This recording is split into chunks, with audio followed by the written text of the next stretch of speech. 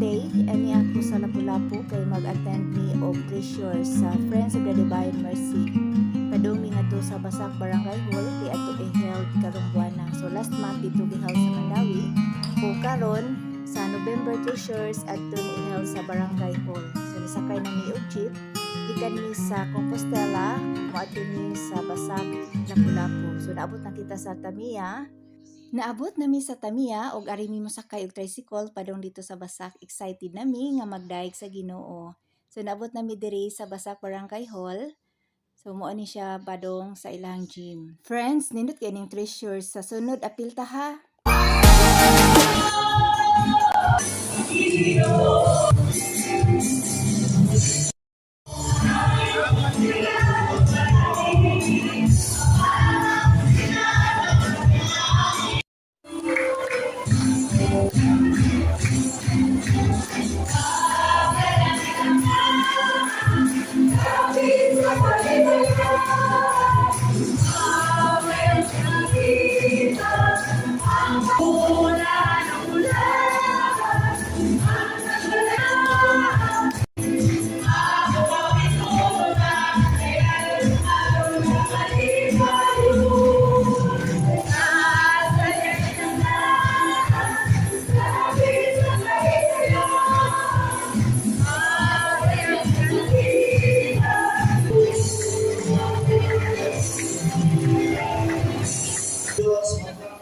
Darating na yung pagpapala. Amen?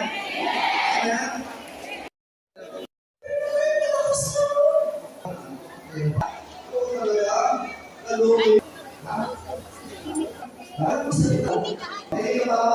Kayo ay lalapit sa Diyos. At gusto nyo bumalik.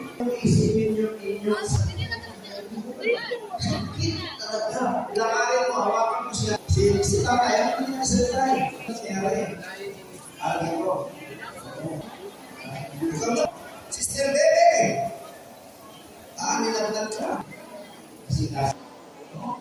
Kaya nung after, buti na lang ko siya sabi ko, wala naman yung isang gawa. Sabi niya sa akin, brother, hindi mo alam. No? Ganyan ka rin. Hindi ka. Lord, sabi ako, ito naman pala yun. Ito naman. Nagpagkabalan ka lang yung sabi ko nung makapareho, magpinreho. Dawin na, brother. Kaliwa mo! Kaliwa mo! Yung makapareho ka na. Ibig sabihin ng morning star, the bright morning star that outshines all the other stars. Jesus is the one called brightest, and He is the creator of all the stars and light itself.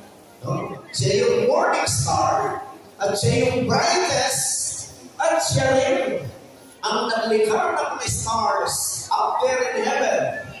Kapag kagabi, nakikita natin ng mga stars, siya yung tumor. At yung liwanag, siya yung may gawa. Sabi yung mga tao na talagang mananatili sa Diyos ay hindi pwedeng pabayaan ng Panginoon. Aalagaan ng Diyos yung mga taong laging nandiyan. Tandaan natin, pakibasa na natin sa sabay-sabay. The heavens and the earth. Now the earth was Darkness and empty. darkness was over the surface of the deep, and the Spirit of God was hovering the waters. Nung kauna-unahan, in the beginning, God created the heavens. Nilikha niya ang kalamitan. Ang mundo, nilikha niya.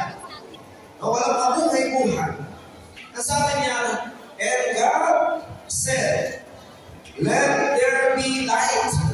No? Kasunod niya, let there be light. Pag sabi niya, Let there be light. parang ilan lang nakakarinig, let there be light. Let there be light. Yun ang sabi ng Panginoon. Jesus Ay ang naradya kong si Jesus ang nagsuko ng aking anghel upang sa inyo'y magpatutuon ng mga bagay nito sa mga iglesia. Tagalog man ni Silis. Ako ang Bakit at ang supling ni David ang manlilingig ng tala sa umana. Ayan. So, ang Diyos at siyang liwanag. Lingkod ngayon nakaranas ng liwanag. At siyang liwanag na yan ay dapat lagi tayong kasama. Dahil yan ang magbibigay sa atin ng magandang buhay, mabuting buhay. Amen? Amen? Tandaan natin na napakarami ng mga tao members natin na patuloy na lumalaghanap. And we will not stop. Ang sinasabi ng mga friends na lidilig ko siguro, na itong Cebu ay dito lang tayo nag-uumpisa. Hello? Umpisa pa lang ang Cebu. No? Ito yung sentro. Ito yung center. But we will bring the light to other places like Samar, like Leyte, like Negros Occidental, Dumaguete. We will go there with the grace of God. Palapakan natin ang Diyos na buhay. Praise God. Pag madilim yung lugar, tumingin ka lang sa kalangitan, may makikita ka ng mga stars na mga nagsasharing at napakagandang tingnan. Kami, ginawa ng Diyos yan. Kahit mahirap tanggapin. Hello?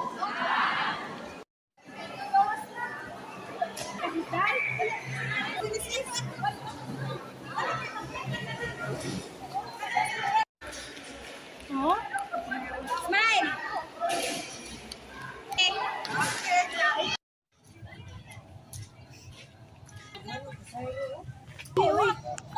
Kita yung bana.